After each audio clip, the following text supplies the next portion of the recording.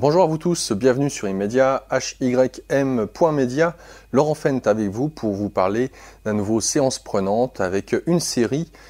Elle s'appelle cette série How to Get Away with Murder, ou Comment s'en sortir avec un meurtre.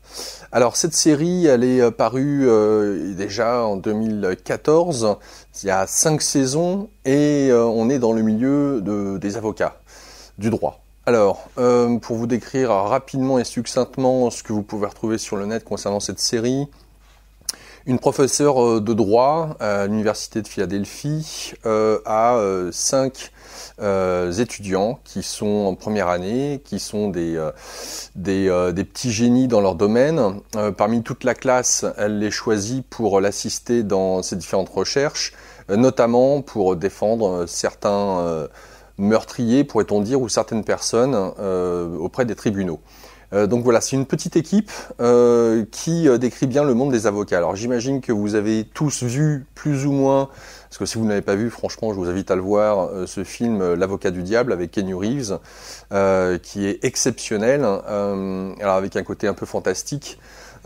Certes, mais il n'en reste pas moins que ce qui est décrit dans le film L'Avocat du Diable est tout à fait bien représentatif de ce qu'est la justice aujourd'hui. Alors, la justice française n'est pas celle qui est exercée aux États-Unis, certes, mais le milieu qui se trouve être donc le milieu des avocats ou de la justice, en tout cas aux États-Unis, est tout à fait bien relaté dans l'ambiance. Et puisque nous sommes en train de nous américaniser, eh bien, voilà, il y a toujours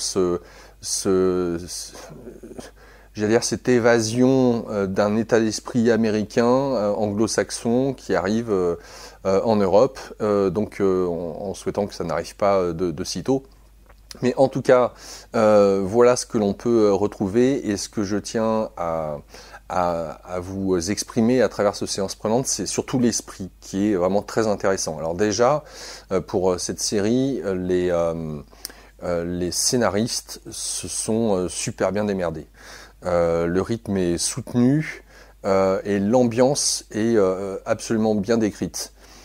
Sans compter que, alors pour l'instant j'ai regardé que la première saison et je ne sais pas si je continuerai à voir les autres saisons. Pour moi ce qui m'intéressait c'était vraiment l'état d'esprit que l'on peut retrouver dans ce milieu-là. J'entends le milieu des avocats. Ce que je note, et en tout cas moi ce qui m'a épaté, c'est déjà d'une part que chaque fin d'épisode, il y a un rebondissement total où on s'y attend pas, et qui nous donne vraiment envie de voir le suivant. Donc le scénario ou les scénarios par chaque épisode est vraiment exceptionnel. Ça j'avoue qu'ils sont vraiment bien démerdés, et puis c'est cohérent dans les rebondissements, c'est assez fort. Ce que je peux vous dire en tout cas, ce qui moi m'a marqué le plus, et ce pourquoi je vous en parle avant tout de cette série, c'est de voir l'esprit qui anime ces avocats, et donc d'une manière plus grande la justice anglo-saxonne. Comment vous dire ça ? L'être humain, en voulant bien faire, finalement, dans le cadre d'une justice, il est extrêmement difficile, voire impossible, de faire ressortir la vérité. La vérité n'a aucun intérêt dans le système tel qu'il fonctionne. Ce qu'il fonctionne, c'est de la communication, et c'est celui qui va pouvoir faire en sorte d'avoir la plus belle histoire, et quand je dis la plus belle, celle qui paraît la plus plausible pour faire en sorte d'avoir les jurés dans sa poche. Dans ce sens-là, on voit avec cette prof d'université qui joue extrêmement bien, qu'elle... alors déjà, elle a les dents qui raillent le parquet, elle a beaucoup souffert quand elle était gamine, elle s'est fait violer, elle a vécu un peu dans la misère, et puis bon, elle était douée pour les études, et elle est arrivée à faire ce qu'elle fait.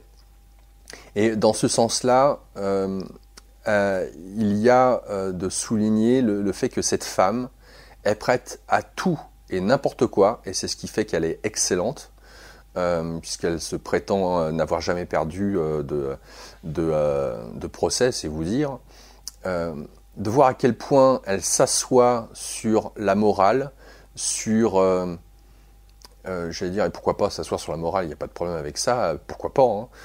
Mais c'est de voir à quel point on est prêt à enfoncer ses amis, sa famille, pour pouvoir avoir l'information qui permettra eh bien, de raconter cette fameuse belle histoire pour convaincre les jurés, quitte à être hors la loi.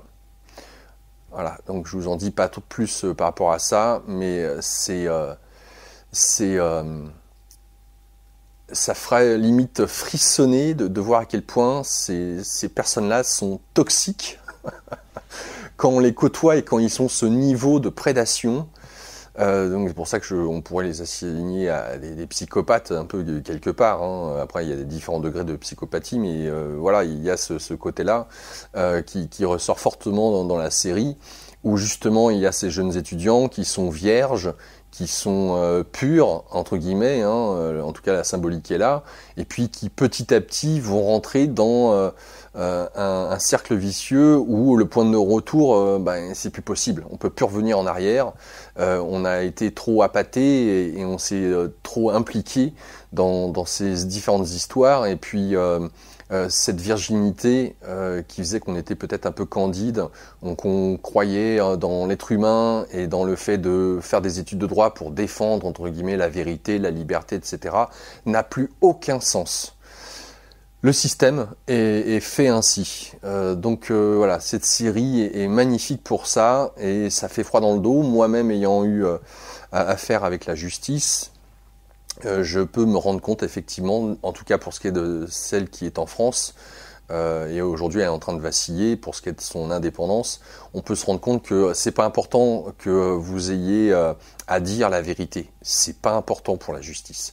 L'essentiel c'est que votre scénario il tienne la route. Et que si vous voulez vous en sortir, eh bien, voilà, faut paraître être le plus beau, le plus sage, le moins colérique, enfin bref, tout ce qui est un beau vernis sur votre statut social, qui puisse faire ressortir entre guillemets plus ou moins intact du procès en question. Donc voilà, tout est là-dedans et c'est pour ça que j'ai titré dans l'affiche Les avocats du diable, parce que on peut pas y échapper, j'allais dire. Alors bon, certes c'est une série, c'est certainement plus ou moins emprunt du réel aussi. Il faut bien s'appuyer pour les scénaristes sur les éléments du droit et en l'occurrence américain. Donc voilà, tout est présent. Je vous invite à découvrir cette série parce que elle est prenante, en tout cas pour encore une fois la première saison. Qu'on passe vraiment un bon moment et que surtout on voit comment tout ça fonctionne. Donc voilà pour cette découverte que je vous invite à regarder. Donc aujourd'hui 5 saisons pour dire que ça marche bien. Et les acteurs jouent parfaitement bien. Donc voilà, en vous souhaitant un bon visionnage, à bientôt.